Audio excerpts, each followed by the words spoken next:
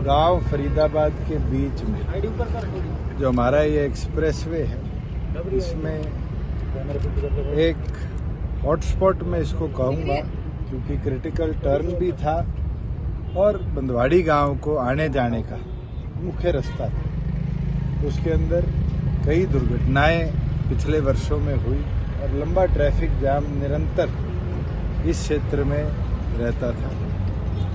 बधाई दूंगा डिपार्टमेंट के लोगों को कि एक साल जिसमें कोविड का भी असर रहा, 6 महीने कोई कार्य नहीं रहा, वहाँ जो प्रोजेक्ट 24 महीने में कंप्लीट होना था उसको कोविड के बावजूद भी 21 महीने में कंप्लीट कर दिखाया। इसके लिए एक एक अधिकारी और बधाई के पात्र है कि इनकी मेहनत से मुझे लगता है कि फरीदाबाद गुड़गांव के बीच का ये मुख्य जंक्शन आज स्टॉप फ्री बना है। इसके अंदर 2 जंक्शन और ऐसे हैं जिसको हम जल्द NHAI के साथ टेकअप कर उसको भी अप्रूवल के अंदर लेकर आएंगे कि हमारा जो ये मेजर डिस्ट्रिक्ट रोड है ये इसी तरीके से बिना स्टॉप का एक क्रॉस जंक्शन बने। दोनों हमारे मेजर डिस्ट्रिक्ट जो बिजनेस हेडक्वार्टर्स कह सकते हो, इंडस्ट्री हेडक्वार्टर्स कह सकते हो, उसके कनेक्शन में, क्योंकि ये जो सड़क है ये आने वाले समय में बड़ी अहम भूमिका निभाएगी जब जेवर एयरपोर्ट बनेगा, क्योंकि IGI से फास्टेस्ट रूट अगर जेवर एयरपोर्ट का होगा तो उसके अंदर भी इसकी एक अहम भूमिका आने वाले भविष्य में रहेगी, जो ट्रांसपोर्ट को और ट्रेड को एक नया कीर्तिमान देने का काम करेगी। सर, अभी हाल ही में गुरुग्राम और जो द्वारका एक्सप्रेसवे है उसका एक हिस्सा गिर गया, क्या इस जो फ्लाईओवर इसको हम सेफ मान सकते हैं जनता के लिए? देखिए, अगर पूरी टेस्टिंग हुई और एक्सपीरियंस्ड अधिकारियों की लगन के साथ ही कंप्लीट, जो आप बात कर रहे हैं द्वारका एक्सप्रेसवे, वो अंडर कंस्ट्रक्शन था।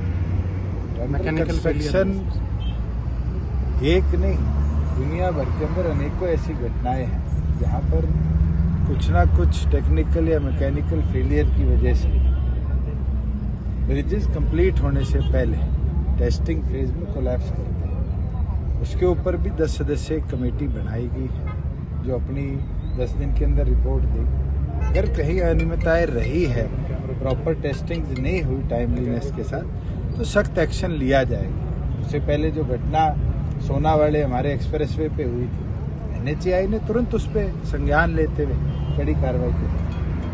सर, कल हिसार में आपका कार्यक्रम था, किसानों ने वहाँ पे जो है विरोध किया और सैकड़ों की मैं तो आपके सामने खड़ा हूँ, कोई विरोध है सर? यहाँ हिसार में था। मैं तो एक चीज जरूर बता सकता हूँ, पीसफुल प्रोटेस्ट करना सबका अधिकार है। कॉन्फ्रंट्रेशन हम नहीं चाहते। हमारा लक्ष्य है किसान को उसकी फसल का उचित दाम तय समय पे दिया जाए, वो भी उसके खाते में। और पहली बार है कि हमारे इस निर्णय की वजह से जो सरसों MSP से 300-400 रुपये 4600 से नीचे बिकती थी, पहली बार ऐसा सामने आया कि एक दाना भी सरकारी खरीद के लिए किसान नहीं ला रहा, क्योंकि आज मार्केट रेट डायरेक्ट सेलिंग का 5200, 5300, कई जगह तो 5400 तक टच करा। गेहूं की कल से खरीद शुरू हुई थी।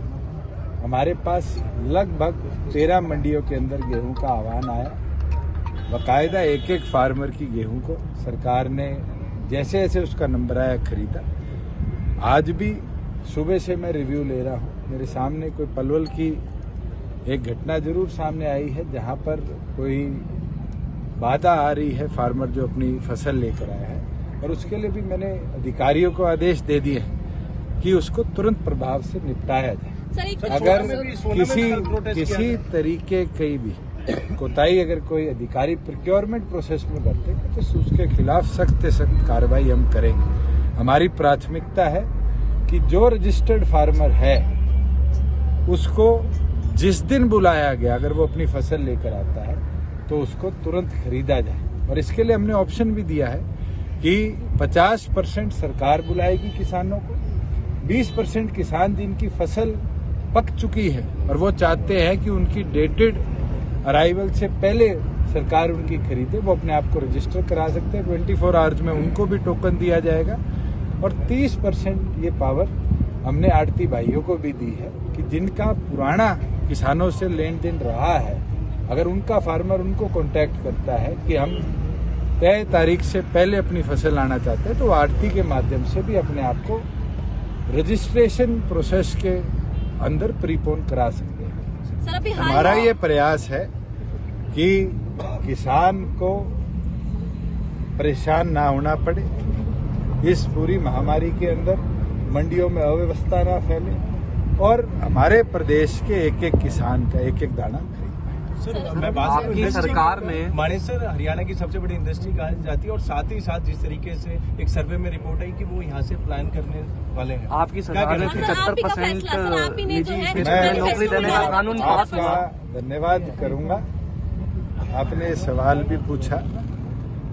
हमने 8 चरणों की बैठक इंडस्ट्री के साथ इस लॉ को लाने से पहले करी। लिखित तौर पे भी इंडस्ट्री से सुझाव मांगे हैं और अभी सप्ताह पहले तमाम इंडस्ट्रियल एसोसिएशन, तमाम हरियाणा में इस्टेब्लिश्ड बड़ी इंडस्ट्री के साथ हमने बैठक भी करी है और साझा करते हुए खुशी होती है। जहां आप खड़े हो यहाँ से 5 किलोमीटर दूर एस्कॉर्ट्स करके एक बहुत बड़ी ऑटोमोटिव मैन्युफैक्चरिंग कंपनी है, उनके जो चेयरमैन है निखिल नंदा जी, उनने भी भरी मीटिंग में ये कहा कि आज की ये डिमांड थी कि ऐसा एक्ट प्रदेश में आए। कोई भी लॉ बनता है तो पहले दिन परफेक्ट नहीं होता। बिल्कुल कई लोगों का सुझाव आया है कि सरकारी नौकरी में जो जेई का पे ग्रेड है 50,000 को कम कर उसके बराबर किया जाए, उस पर सरकार मंथन कर रही है। कई लोगों के सुझाव आए कि टेक्निकल जो पोस्ट है जिसके अंदर एक स्पेसिफिक स्किल सेट से कार्य होता है, हमने इस एक्ट में पहले ही प्रोविजन करी हुई है। ये भ्रम फैलाया जा रहा है कि अगर कोई ऐसी जॉब है जिसके अंदर कोई टेक्निकल स्किल सेट की जरूरत है, उसको हम एग्जेम्पशन देने का काम करेंगे। मगर आज चौकीदार है, पीएन है, चपड़ासी है, ये ऐसी जॉब है जिसमें कोई टेक्निकल स्किल सेट की जरूरत नहीं है।